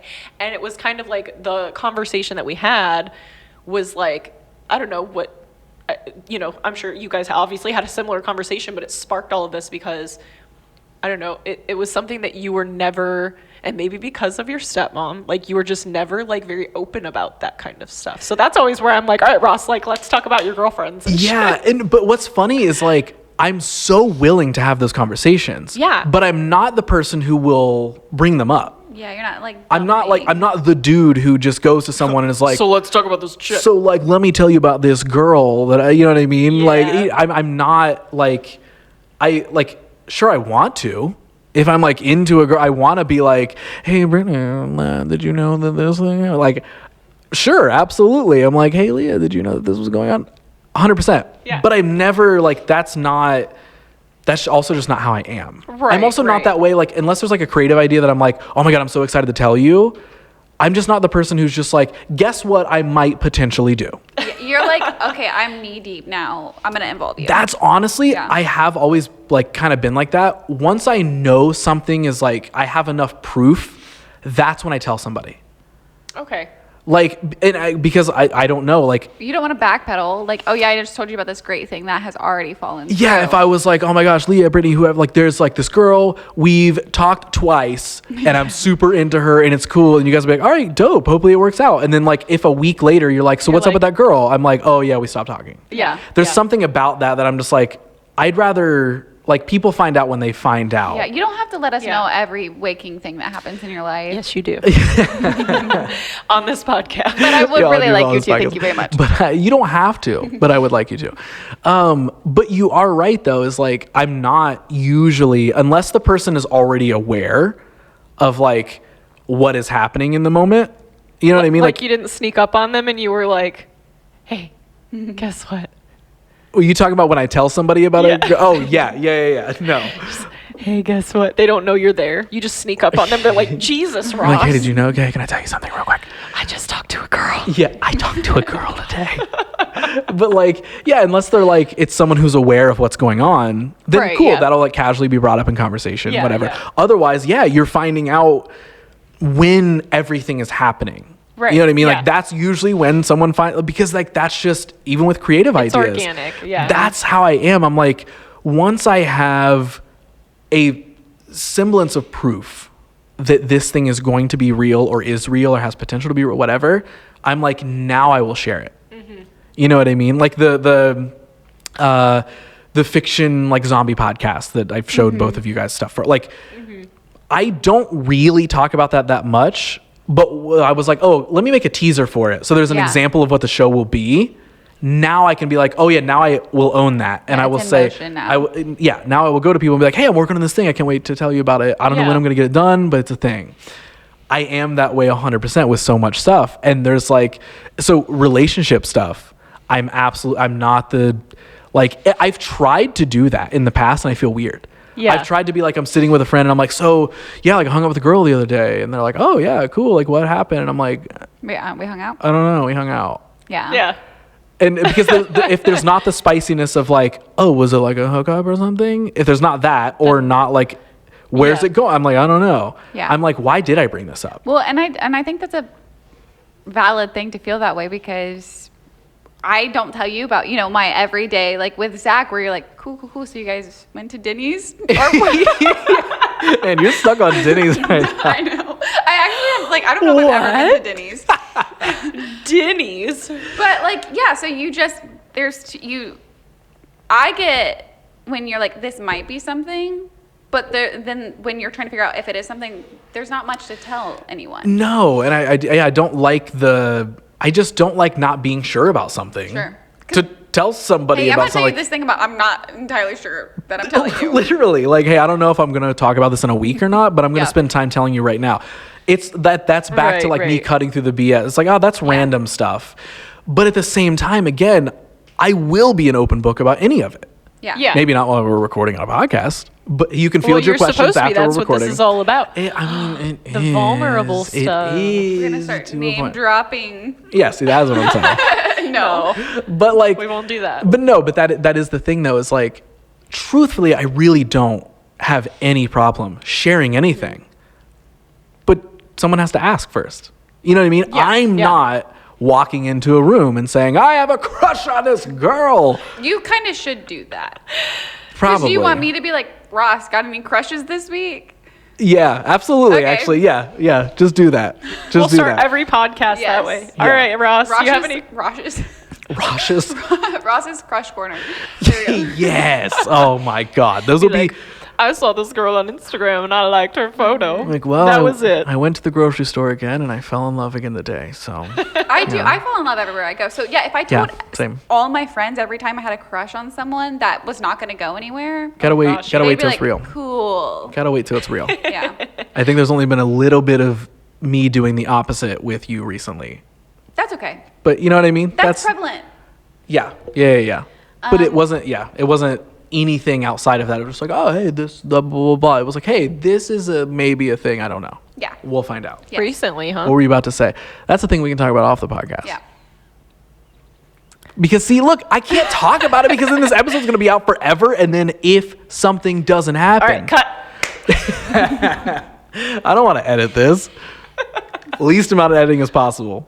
Yeah. We can talk about it after the show. Yes. Fine. What were you about to say? It's going on the Patreon. I don't know. Oh, I thought you were about you. We're going to tell everyone on the Patreon you pay us between $3 and $15 because we've got a wide range of things and we have different tiers with your wallet. Yeah. We have different tiers. You can find out who Ross's crushes are. And if you give us enough money, you might as well, honestly. Yeah. So, if you give us enough money, we might be able to afford one of those comic books back. So. Oh yeah, I'm sure they're going for a lot nowadays. Selling like hotcakes. Yeah, 100%. The two that were in existence that probably got thrown away before they left school that day. So, yeah, absolutely. Right. So are we what do we want to do here? You guys are sailing the ship. Are we filling in gaps? Is there still stories to be told? Is there still like burning questions that we haven't dug into? We've jumped around a bunch. We have. I think a good way to round out some of it is to just tell us a story that you need us to know about you. Like something that you're like, when people meet me, I kind of want to lead with this. It could be funny. It could be whatever you want. Okay, wait. So is it in the context of like who you are as a person? Yeah. This is like, kind of a part of me. This is what I want. Like if I meet somebody, this is what I hope that they. Yeah, this is how I want them to see me. This thing, whatever. This thing happened, and this is actually okay. So my answer to that, if I was being honest, 5-6 years ago, if I was being really, really honest, it would have been, I just want people to think I'm cool. Sure. That was my answer.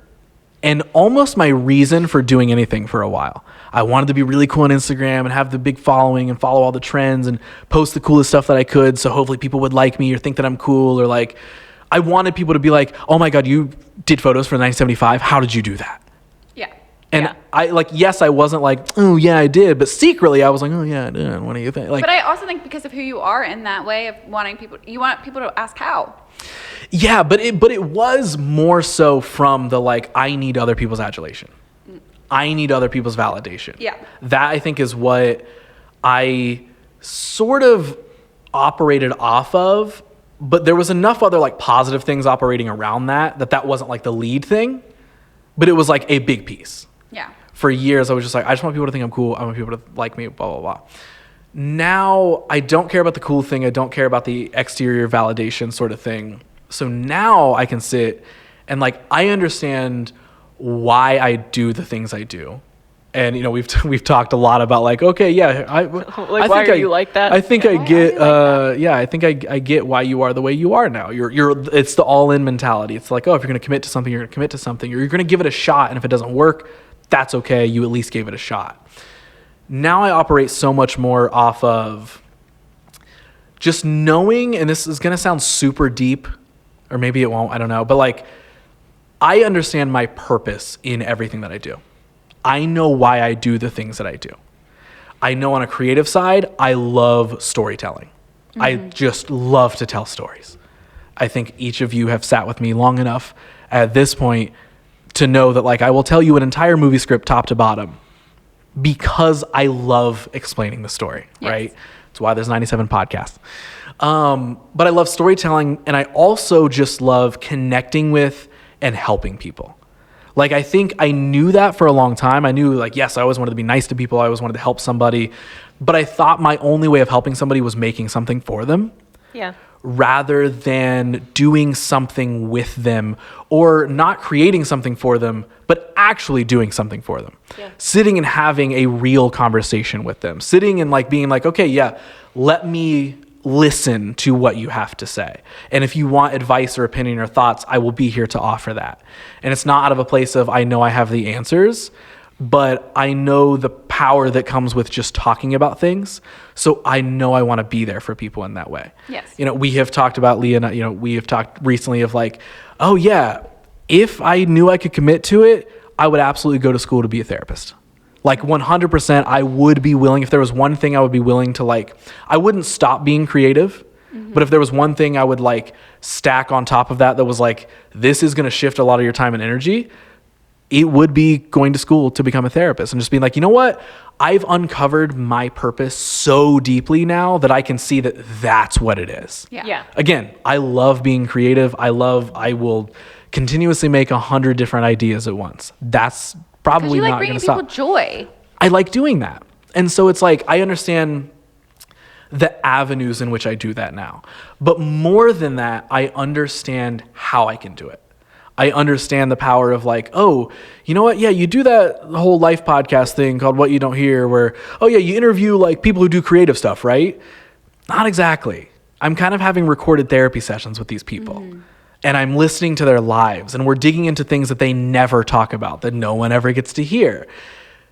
That's not just for the sake of making a show. That's for the sake of, I am getting to connect with this person on a way deeper level than if we would just casually meet up somewhere, or we wouldn't even meet at all. Yeah. Mm-hmm. And so like, I've just started kind of owning those superpowers. I can identify them as superpowers of like being able to relate to people, to connect with people, and also like have that empathy for people. Yeah. And so it's like, I've been able to just lean into that. So now I really, really confidently can sit and say like, oh yeah, when I sit with someone, I'm not going to hold myself back on the type of conversation that I want to have with them. Yeah. Because like, you want to look cool. Because I want to look cool. But because I want to make that connection, and I know why I want to make that connection, and I know the value of making that connection. Yeah. So if I'm getting coffee with somebody and meeting them for the first time, yeah, I might not dive straight into like, so tell me your childhood trauma. but I am going to openly share all the things that I think and feel with them, and I'm going to listen to them, and I'm going to offer, you know what I mean? Like, I'm going to make it a real conversation, not just, oh yeah, you're a person who does this thing. That's cool, man. Like, one of my least favorite things, I'm so sorry, you're good, is when you sit down with someone and they just want to talk about like something dramatic, like a drama, and not that like has really affected them, but that they think is going to like create this bond between you. Right. And see, what I do now, like the confidence piece, is like what I would used to do is just maybe feed into that and be like, oh shit, that's crazy, bro, whatever. Now, like where my mind naturally goes is like, oh, well, what did you think about maybe looking at it this way? And what if you communicated with that person in this way? And not that I'm saying that will solve the problem, but if I can have you leave this conversation with a different perspective, that means you walk away less stressed about that drama that you just brought up to me. Yes. That's what I want. I didn't give and you do that. And I didn't like, I'm not giving you the direct answer, but I love helping lead people to an answer that's already in them. And so constructive conversation. Yes, very, very much like that. Like, we can talk about the drama. We can bitch and complain. Love it. I love bitching about things. There's a time and place for absolutely. But what are you gonna do about it? That's where Ross gets. That's always my thing. Is I will sit and I will bitch for 3 hours straight about something, but I will always wrap it up with a bow of, and here's what I think I'm gonna do to fix that. Yeah. Here's what I'm going to do to solve that. And so even when somebody does bring up that, like, oh my God, here's drama, here's insanity, blah, blah, blah, I'm going to be like, that is fucking crazy. Absolutely. You're valid in feeling all of those things. 100%. Now let's dissect it a little bit. Let's actually break down like what it is outside of surface level. Like, I'm mad at this person, or this thing was even amazing things. When someone's like, this fucking incredible thing's going to happen. And I'm like, absolutely. And I hope it does. Have you considered this, and that to better prepare yourself for if it does happen or if it doesn't? Let's think about that. Like, I always feel like I'm broad picture, big picture vision type of person, right? Yeah. So I think that's my thing, is like, for years, I would know that I liked doing these things, know that I liked having these types of conversations and connecting with people in that way, but I wouldn't let myself fully tap into that.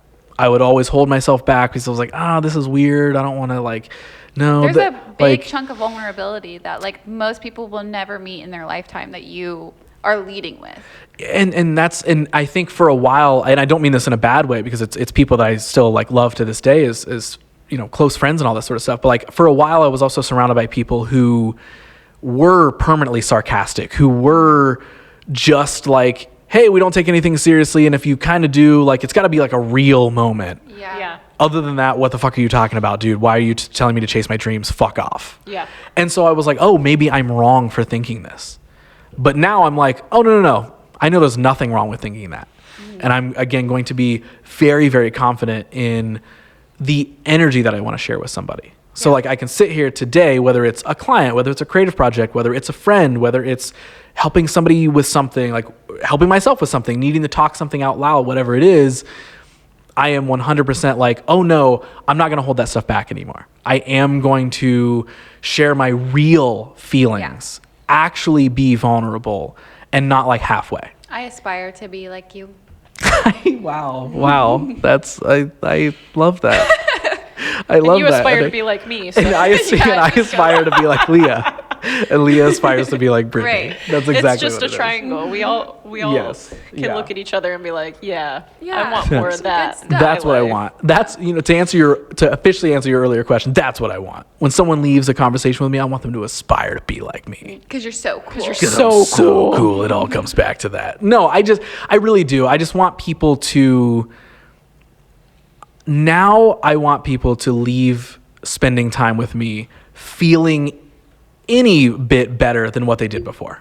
I want people to, and like, that's like the cliche life thing, right? Of like, oh, leave the world better than how you showed it, that whole thing. Like, yeah, sure, I want to do that. I want to leave creations in the world that someone can be like, oh shit, like, listen to these things, look at this legacy, whatever it is. But it's more so like, and maybe it's just growing up and maturing, but like, I'm understanding my impact comes more from connections with people, not cool photos and videos that I post online. That was where I thought my purpose was. If I post cool enough pictures and get enough likes, People will think I'm cool. People will hire me more. Oh my gosh. And then if I get enough likes on a picture, then maybe a girl will think that I'm valid and a girl will think I'm cool and so talented. Thanks for looking. I mean, that is like that whole art series is based off of like that sort of like inner voice of like, oh yeah, I know exactly why I'm posting this. And we all know exactly why we post anything. Yes. So I'm just going to pinpoint that. Yes. That's what that was, is me being like, I need to kind of express these things. I need to put these out there and share them. But like, that was it for a long time. It was that external validation. But now I feel fully validated in who I am from myself. And I feel fully confident in wherever I'm going to head and whatever other problems are going to pop up. I'm like, there might be another day where I'm going to need to sit down with Brittani and Leah and be sad as fuck.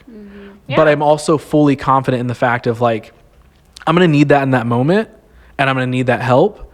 But I know at some point I will find the solution. Yes. I know at some point I am going to sit and be like, oh yeah, no, I got this. You're really receptive. Like, you don't sit down to have a conversation and like, if I give you feedback, you're like, yeah, thank you for that. I see that perspective, whatever. A lot of people fight that. Yeah. Well, I think when I'm sitting down in situations, especially like, the situation that spawned this podcast with both of you, I'm like, no, I need the support. I know kind of what I need to do and what I want to do, but I'm a verbal processor.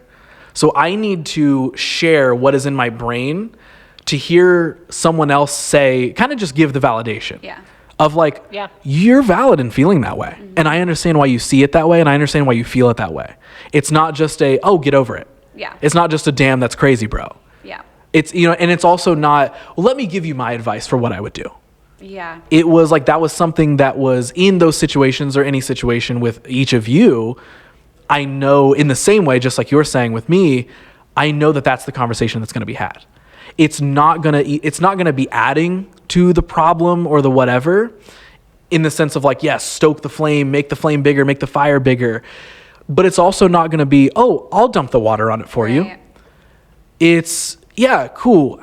Let's talk about how you can put this fire out. Yeah. What's your plan? Like, let's actually talk about that. We might not leave with one, but having talked about it is going to be the thing. You know what I mean? Yeah. Like, I think the two conversations I had with each of you were, I think, maybe a week apart.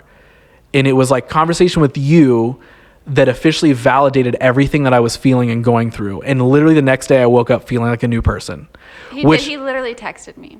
Aww. Which then spawned that with you, where I was like, can we sit down? And yeah, sure, we'll talk about the stuff that I'm going through, but you also had some stuff. And I was like, okay, now I want to be that for you now, because I'm now in a clear space. You did a good job, kid. and so it's like that in a funny way, that's the trifecta of how this, you know what I mean? That's how this ended up.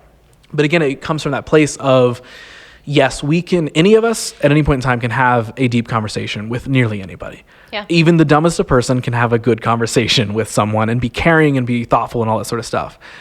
But it's not so much the conversation that matters the most. It's what you take away from it. It's what you leave feeling like. And so for me, that is the thing. I fucking love helping people. I love helping people. Like when you and I got to have that conversation, and I know that I got to help you. You're watching in like real time. Things change for me. And I'm just one person you're talking to. Right. And like that, I absolutely love doing that. And like whenever I get to do that with you or something, you know what I mean? I'm like, that is what I like to do. I'm willing to do it with anybody.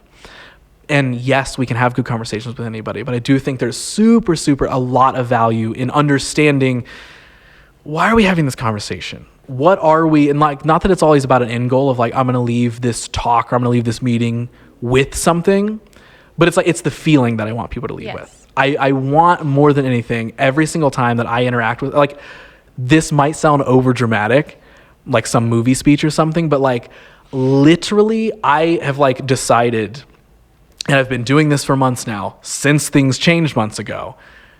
I literally, every single interaction that I have with somebody, I want them to leave being like, that was awesome. Not he's awesome. Not that was super cool. Not what a good idea. But I feel better after I talk to that person. Yeah. And it's not that it always fills your cup. It doesn't take from you. Exactly. Because that is another thing of like, when I am feeling down or I'm feeling low or something, I can identify that having a good conversation with somebody or helping somebody adds to my cup. Even though I might be giving to them, it 100% all comes back to me when I know that I made them feel a little bit better. Yeah. And so I'm like, okay, that's what all of this is for. And again, not to make it over dramatic, but like, I literally feel like I have found out why I exist. It's not to make a super cool movie. It's not to make a dozen podcasts. It's not any of that. It's like, I found like the root of like probably why anybody exists or connects with each other. It is to connect with each other. Yeah. And I think now that I've identified that and how I connect with people and why I want to and how I can help people, I literally feel unstoppable. Good. And I know that's a big thing to say. And that's not me saying I will never have another bad day. There's probably going to be another time where I'm going to sit down with one of you and be like, this is fucking hard and it sucks. But again, it's that we've talked about this on a previous episode. It's that subconscious confidence that I've built. Where in the moment, maybe I'm not leading with confidence. Maybe I am bummed as fuck and I'm sad. You're human. Because I'm a human. But I know that I can tap into that reserve tank deep in my brain of like, no, you know who you are. You know you're a valid person. You know that you're a good person. You know that you want to do good things and that you can make it through your next worst day because you've made it through all of them up until now. So that's my thing, is I literally feel like in the last few months, I have understood and uncovered my purpose for existing. That's the only, like, why else are we here? Like, that's a big thing to say, but like, why else are we here? Really? Right. And so now, like, that's why I have a maybe I won't say confidence, but a comfort in just trying anything I want to try. Because I'm also so comfortable with who I am and knowing my purpose that if I fail at that thing, I know if I want to try it again or not. You tried it though. And I tried it. Yeah. I gave it a shot. Whether it's a relationship or like, hey, let's give it a shot. Let's see what happens. Yeah. Could end up bad, but it could end up great. Or it could end up, it would have been nothing. And how is that better than either? It could also stay a what if. I could Yeah. sit for the next 6 months and be like, man, what if I did text that girl? Like, what would have happened? I fucking despise what ifs, which is now why I'm operating from a place of, I don't want any what ifs. We could do a season of this podcast and maybe we could be like, you know what? That was really fun, but we can't keep up with it. There's not, it's not working, whatever. I will have no problem with that. Yeah. Yeah, I want to keep going, but like I would be comforted in the fact of like, we tried, we did it. I don't even care. It's not a failure. It's a thing that we did. That is a win. We did it. Exactly. Yeah. So like, just looking at any facet of life in that way. And that's always what I feel like I share with people all the time is try to dig up that why. Try to understand what fulfills you, what brings you joy, and how you can share that joy with somebody else. Because when you can operate from a place of that standpoint, when you can operate from that place, I do think that everything starts to become a well-oiled machine. Again, it doesn't mean that problems aren't going to pop up. It doesn't mean that something fucking terrible isn't going to happen. But it does mean that you're ready with your tools in your tool belt to solve that problem. Whether that is an overnight fix, whether it's a 6-month fix, a year fix, whatever it is, we are capable of doing those things. It's all a part of the human experience. 100%. Yeah. I understand the type of human that I am now. I think that's a really beautiful way to wrap up this episode. Beautiful. If there's any other way to do it. That's, you know what? That's fine, because otherwise this will be like a 4-hour thing if we don't stop. Like peeking over. Yeah, I don't know where we're at. Okay, so how do we? I mean, it's like you said, solid ender. That's showbiz, baby. That's showbiz, baby. How do we tell the people goodbye on this one? What do we do? Any remaining things that we leave anybody with? Ross's name is Thomas.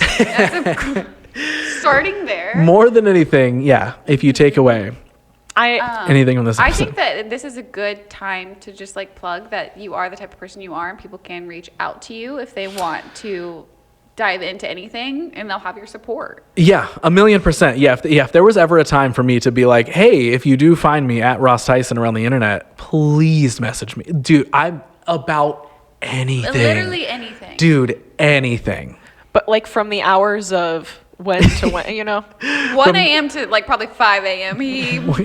What? He just, Yeah. we'll get to the group chat. It's like, there's like a 3 a.m. text from Ross. And I'm like, what Dude, were you doing? That's how I operate that way. That's night just owl. it. It'll probably change at some point, maybe. Something has been changing recently where I will still stay up as late as I have been, but I've been waking up like earlier and earlier every week. I don't know what's happening. Damn. That's called being an adult. I think it is. I think not that there yet. That's the part you still get to do all of the other stuff, but damn, your body's gonna wake you up at 9 a.m. Yeah, literally, that is what's been happening. I'm like, does it know that I'm at the time of recording almost 30? So I guess it's just like, yo, be a real adult. Yeah, no, you can that's the still stay thing. up late, but we're getting up earlier. So yeah, maybe that's my next phase of life is figuring out what the heck do people do in the morning. I don't understand. Drink coffee. What do you do before like Chipotle's open? That you said when lunch starts opening at 11, and I said he is referring to Dude. Chipotle. That's the thing. After, afternoons, 10, 11 a.m., that's when my day normally starts. But yeah, no, it is like, it doesn't matter what time of day it is or time of night because I will probably be awake. I love fucking talking to people about literally anything. And especially if it's something I can potentially help you with, that is 100% what I want to do. Maybe someone wants to talk to one of you guys if they listen to this entire episode. If they want to reach out to you because you've shared some solid advice and opinions and thoughts and all these feelings, where can they find you guys around the internet? So I am Hi Brittany, HAIBRITTANI. And I am la.petitegoth. So it's LA.PETITEGOTH. And you can get to any of us through at Honestly Same Pod. Honestly, same. Okay, just me over I here. gave it a second if everybody wanted to talk with me. I didn't. But I was like, I was pointing, and I thought maybe we would do a little actually thing. forgetting like what our at was. It'll no, settle I in was at like, some point. is it Honestly Same Pod? It's She's trying to put it on me, she said, which is which is come on. the one that Brittany All right, knows yes. really well. At Honestly Same Same Pod. We all All started at together different times, now. but we finished together. Hey, That's what thanks for matters. being Incredible. here.